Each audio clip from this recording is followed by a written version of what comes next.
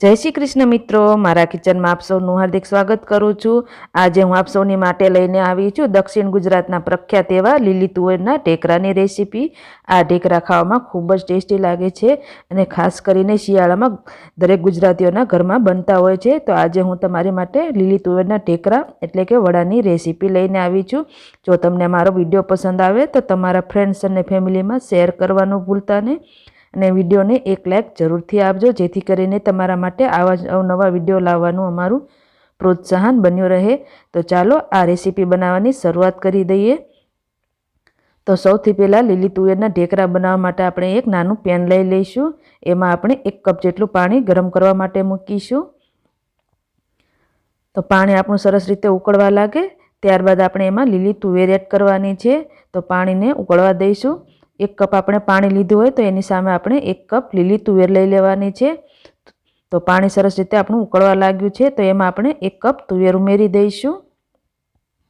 ત્યારબાદ તેમાં આપણે સ્વાદ પ્રમાણે મીઠું ઉમેરી દેવાનું છે અને આપણે લીલી તુવેરનો કલર એકદમ સરસ એવો ને એવો જ રહે એટલા માટે આપણે 1 નાની ચમચી જેટલી ખાંડ ઉમેરી દઈશું, જેથી કરીને આપણી લીલી તુવેર કાળી નહીં પડે। અને આને આપણે 6 થી 7 મિનિટ માટે બફાવા દઈશું, જ્યાં સુધી એનો દાણો સરસ રીતે પોચો ન પડી જાય। તો એને સાઈડમાં રાખી દઈશું અને બીજી એક મોટી કઢાઈ લઈ લઈશું। તો અહીંયા આપણે 2 કપ જેટલું પાણી લેવાનું છે। અહીંયા પરફેક્ટ માપ લેવું ખૂબ જ જરૂરી છે।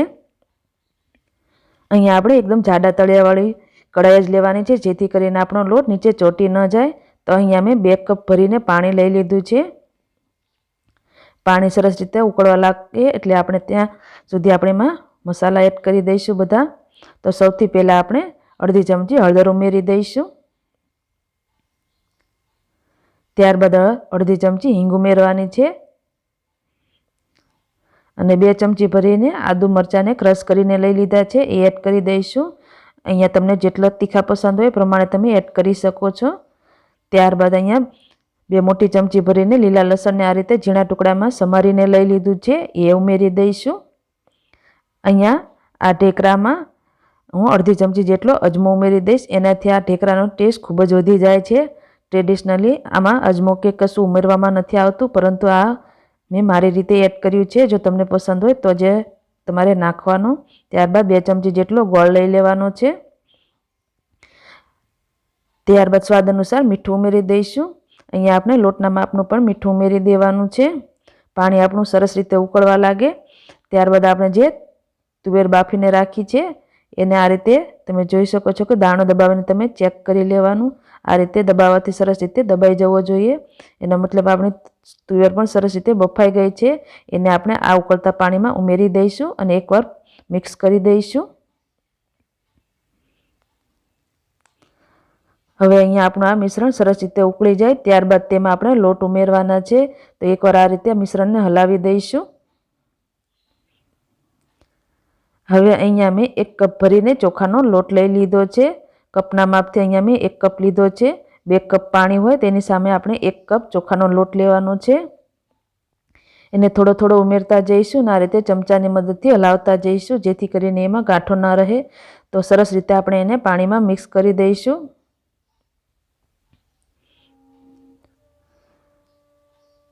પાણીમાં સરસ રીતે આપણે આ લોટને મિક્સ કરી દેવાનો છે,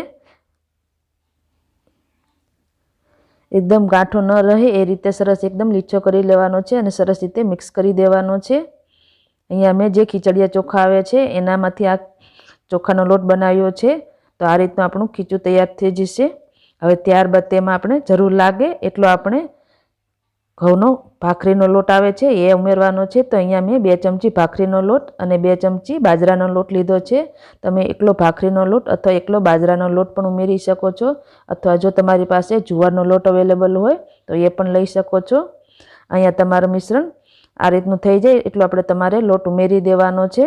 એકદમ મિશ્રણ આપણું ઢીલું ન રહે એ વાતનું ખાસ ધ્યાન રાખવું। આ રીતનું આપણું મિશ્રણ થઈ જવું જોઈએ। જરૂર પડે એટલો ભાખરી અને બાજરીનો લોટ તમે ઉમેરી શકો છો।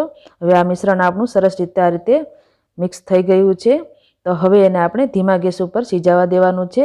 તો આ રીતે ગેસ ધીમો કરીને એક આપણે તવી મૂકી દઈશું અને તવીની ઉપર આપણે કઢાઈને સેટ કરી લેવાની છે।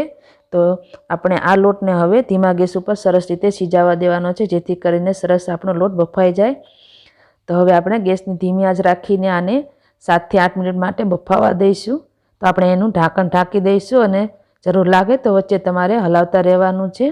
તો એકદમ ધીમા ગેસ ઉપર 7 થી 8 મિનિટ માટે રહેવા દઈશું। હવે 7 થી 8 મિનિટ જેટલો સમય થઈ ગયો છે। તો હવે આપણે ચેક કરી લઈશું। તો આપણો લોટ સરસ રીતે બફાઈ જશે। ઢાંકણ ખોલીને આપણે સરસ રીતે ચેક કરી લઈશું અને તમે ચાહો તો આ રીતે ચેક પણ કરી શકો છો। થોડો લોટ લઈને આ રીતનું સરસ આપણું મિશ્રણ ગોળો વળવો જોઈએ, એનો મતલબ કે આપણો લોટ પરફેક્ટ બફાયો છે। તો હવે આ લોટને આપણે એક મોટા વાસણમાં ટ્રાન્સફર કરી લઈશું, જેથી કરીને આપણે એને સરસ રીતે મસળતા ફાવે। તો અહીંયા મેં કથરોટમાં આ રીતે લોટને લઈ લીધો છે। તો હવે એમાં આપણે બીજી સામગ્રી ઉમેરીશું। તો અહીંયા આપણે ફ્રેશ લીલા ધાણા ઉમેરી દઈશું। અહીંયા અમે ટ્રેડિશનલ ઢેકરામાં મેથીનો ઉપયોગ નથી કરવામાં આવતો, પરંતુ અહીંયા મેં લીલી મેથીનો ઉપયોગ કર્યો છે, એનાથી આપણા ઢેકરાનો ટેસ્ટ ખૂબ જ સરસ આવે છે। તો આ રીતે મેં લીલી મેથી 2 થી 3 ચમચી જેટલી એડ કરી છે। જો તમને પસંદ હોય તો જ એડ કરવાની, પરંતુ આનો ટેસ્ટ ખૂબ જ સરસ આવે છે। ત્યારબાદ થોડોક લીંબુનો રસ ઉમેરી દઈશું। અહીંયા આપણે ગોળનો ઉપયોગ કર્યો છે, એટલા માટે આ રીતે લીંબુનો ઉપયોગ કરી રહી છું। ત્યારબાદ તેમાં 2 ચમચી જેટલું સિંગ તેલ ઉમેરીશું, જેથી કરીને આપણા લોટને સરસ રીતે મસળતા પણ ફાવે અને સરસ રીતે એનો ટેસ્ટ પણ આવે।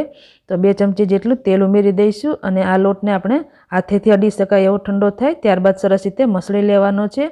અને જે રીતે આપણે થેપલા કે ભાખરી કે પરાઠાનો લોટ બાંધતા હોય એ રીતનો આપણે લુવો તૈયાર કરી લેવાનો છે। તો સરસ રીતે મસળતા જઈશું અને એકદમ લીછો પણ થઈ જશે અને સરસ રીતે લોટ હોય એ રીતનું મિશ્રણ આપણું તૈયાર થઈ જશે। તો આ રીતનો મેં લોટ તૈયાર કરી લીધો છે, જે રીતે રોટલી કે પરાઠાનો હોય છે। હવે હાથોમાં તેલ લગાડીને આપણે એના વડા તૈયાર કરી લઈશું। તો તમને જે સાઈઝના પસંદ હોય એ પ્રમાણે તમે બનાવી શકો છો। અહીંયા આ રીતના આપણે જે રીતે રોટલીના લુવા કરીએ છીએ એ જ રીતે દબાવીને સરસ રીતે આપણે એના વડા તૈયાર કરી લઈશું। વધારે જાડા કે પાતળા નથી રાખવાના, માપના રાખવાના છે, જેથી કરીને ઉપરથી એકદમ ક્રિસ્પી અને અંદરથી એકદમ સોફ્ટ બને છે। તો તમે જોઈ શકો છો કે આ રીતના મેં વડા બનાવીને તૈયાર કરી લીધા છે। તો હવે આવી જ રીતે આપણે બધા વડા તૈયાર કરી લેવાના છે અને તેલ પણ આપણું ગરમ થઈ ગયું છે। તો આ વડાને આપણે એકદમ ધીમા ગેસ ઉપર જ ફ્રાય કરવાના છે। તો આ રીતે કડાઈમાં સમાય એટલા તમારે વડા ઉમેરી દેવાના છે અને આ વડાને એકદમ ધીમા ગેસ ઉપર જ ફ્રાય કરવાના હોય છે, જેથી કરીને બંને બાજુ સરસ રીતે ક્રિસ્પી થઈ જાય। આ વડાને ફ્રાય કરતાં 4 થી 5 મિનિટ જેટલો સમય લાગે છે, ત્યાં સુધીમાં તમારે બીજા વડા બનાવી લેવાના છે। તો આ રીતે ચીપિયાની મદદથી બંને સાઈડ ગોલ્ડન કલર આવી જાય તેવા આપણે વડાને ફ્રાય કરી લઈશું। તો ઉપરથી એકદમ ક્રિસ્પી અને અંદરથી એકદમ સોફ્ટ આપણા વડા બનીને તૈયાર થઈ ગયા છે। તો હવે આવી જ રીતે આપણે બધા વડા તૈયાર કરી લઈશું અને આ વડાને અમારા ઘરમાં ચા સાથે ખાવાની ખૂબ જ મજા પડે છે, એટલે અમે અહીંયા ચા સાથે સર્વ કર્યા છે। તમારે લસણ કે ટમેટાની ચટણી સાથે સર્વ કરવા હોય તો તમે કરી શકો છો।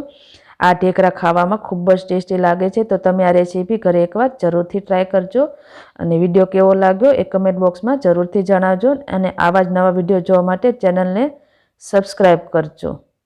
ધન્યવાદ।